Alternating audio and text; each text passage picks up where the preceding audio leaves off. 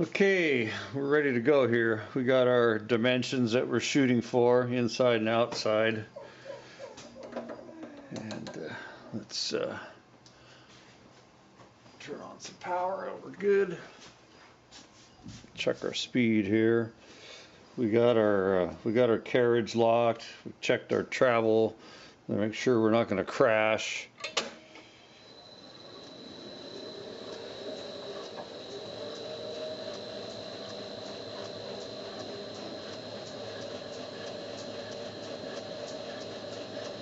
Alright, we're going to try that. Put a little oil on here. Okay.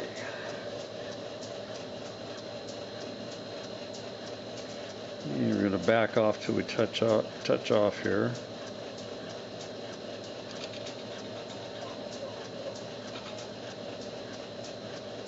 Okay.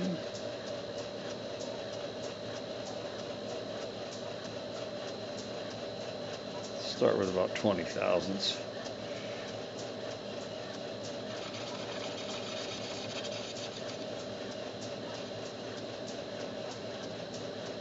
Another 20.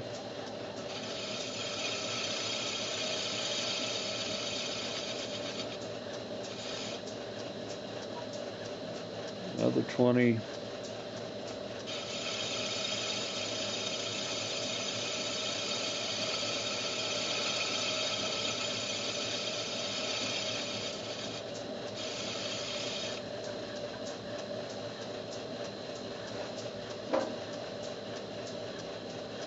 We'll just take 20 at a time.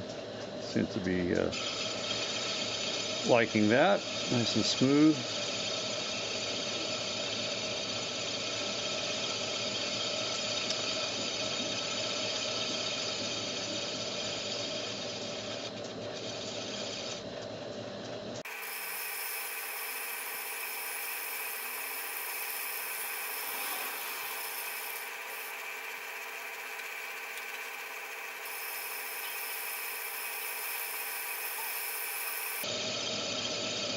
Getting a nice finish. Happy with the grind that we got on that bit.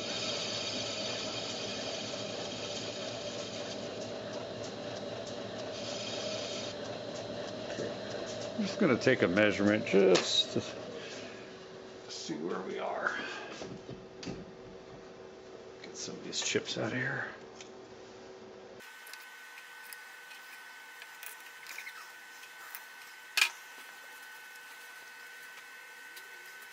Yeah, weather's a little bit cool today.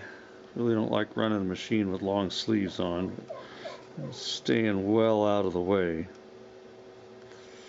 Okay, so our outer, we're at 176, 1762, so we got a ways to go. So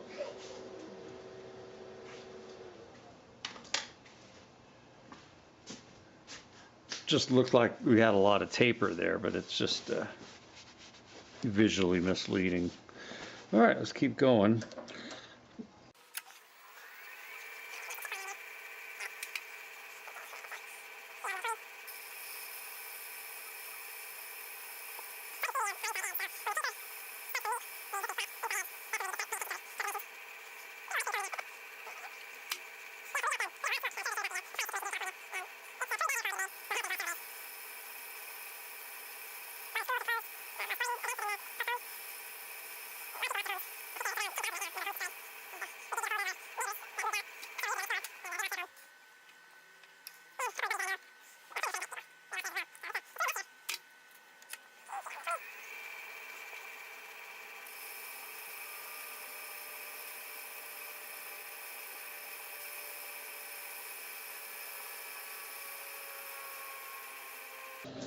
Okay, looks like we've made it to the taper has made it to the all the way to the inside. So we're going to take a measurement here. Okay, guys, I don't know what happened, but I just noticed that the camera wasn't recording, so I don't know how much I missed or you missed. But anyways, we've been cutting our taper here. We're boring our taper. And let's get another measurement. I'm trying to reach in and measure the minor diameter way in the back here.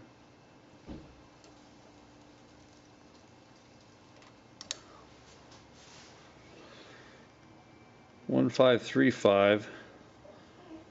Let me grab a different set of calipers. I'm having trouble reaching in with these.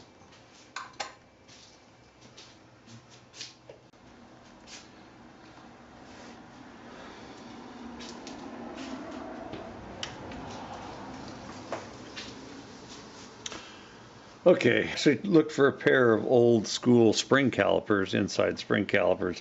I do have a set, but the hinges rusted up on them. I got to restore them. So what I did is I just grabbed a telescope gauge and I preset it at 20 thousandths less, or actually 20 thousandths greater than our final inside dimension. So when we get close, we'll be able to confirm that with the telescope gauge, and then we can shoot for our final dimension. That was 20 thousandths less, not 20 thousandths greater. Okay, all right, here we go. Let's take a little more.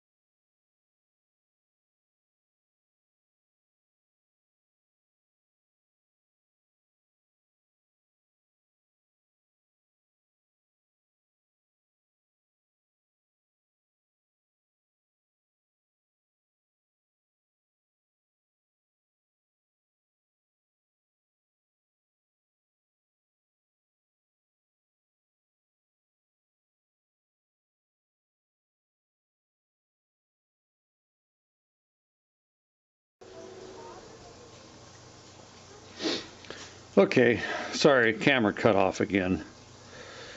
All right, so 17.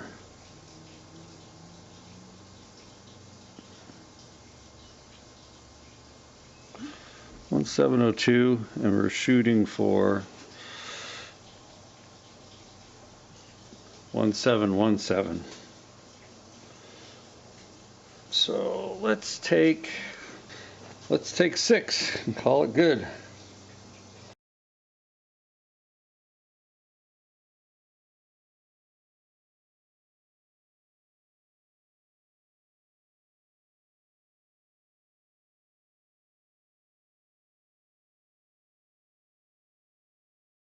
Okay, we had to go dig out these guys.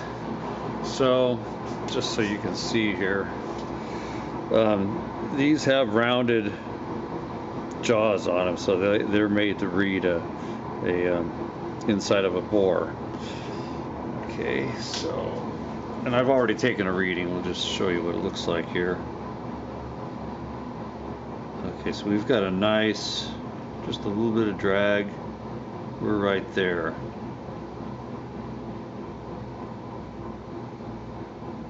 Maybe just a hair loose, but good enough. So these are Helos, made in Germany, by the way. Got them a year or two ago on the internet. So we came up with a reading of 131, let's call it 1314.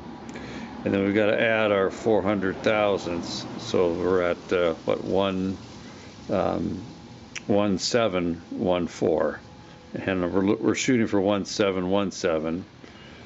I think we're going to call this good. I could probably take another cut, but if we take off too much, you know, it's hard to add metal back on. Okay, yeah, I think we're going to call that. I'm going to come in here and break that inside edge, and then we'll take it out of here. Okay, we took off our jacket and we rolled our sleeves way up. I'm going to come in here and just deburr this just a little bit.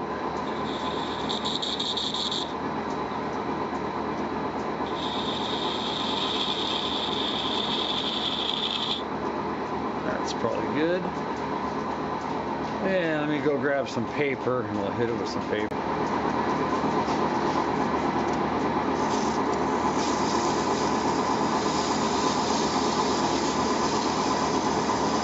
Let me pull this thing out of here and then we'll take a look at it over on the bench. Now remember, I had stopped short a little bit, but we also broke that edge. So there we have 1715. Okay, and then on the large diameter,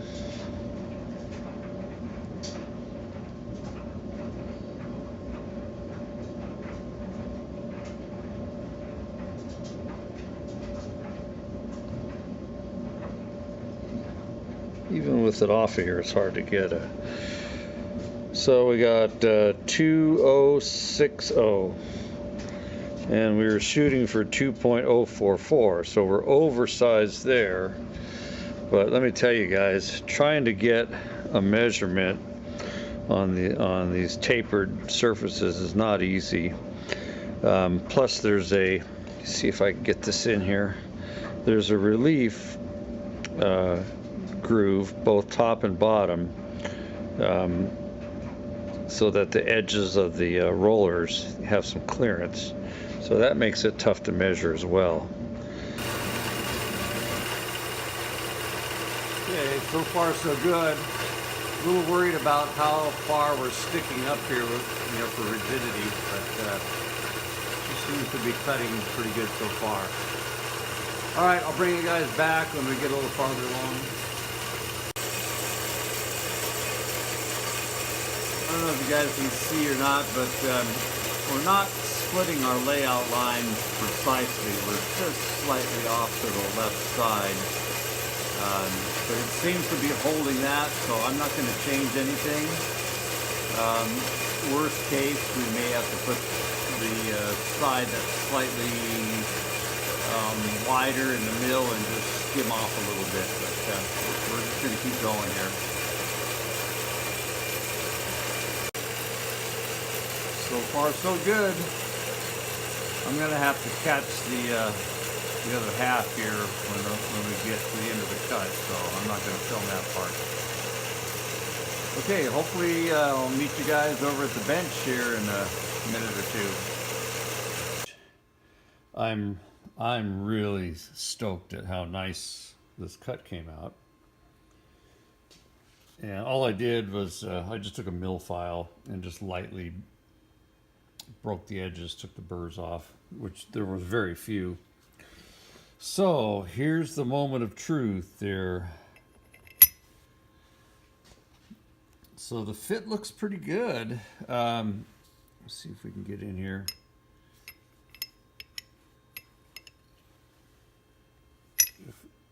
If we push it all the way from the bottom, we get a really nice fit. But of course, that's not the way this is going to work. It's going to be, force will be up at the top. So we have a little bit of extra clearance, but I think we've got enough engagement on that flange that it's still going to work just fine. I mean, ideally we should have stopped maybe 5 thousandths or so shy of where we are now. Okay, but let's see how this is going to look when it's drawn up. I need that extra hand. Okay, so looks pretty good, guys. We've got enough kerf here. We don't need to take any more off. That we're getting full contact. So I'm just going to check a few things, and we're going to proceed to the next step. Okay, so we've been checking a couple things here, and what I did, I flipped the plates over So now we've got the weight of the plates pushing down, and this would be more representative of when we're actually doing a pressing, pulling operation. So we don't have a lot of extra gap to do any preloading. So I think what I'm going to do is, I know the saw ran off to one side just slightly, so I'm going to measure these, figure out which side is wider than the other, and just take maybe 5, maybe 10 thousandths off of that side over in the mill, and then I think we'll call it good. Okay, guys, so we took some measurements, and what I did is I just took the calipers and I picked the midpoint and just measured across to see what our thickness was, or width. And you can see our numbers. We got 2981, 2916. My plan is to take 15 off of this edge and 15 off of this edge on this side, working on the sides that are thicker.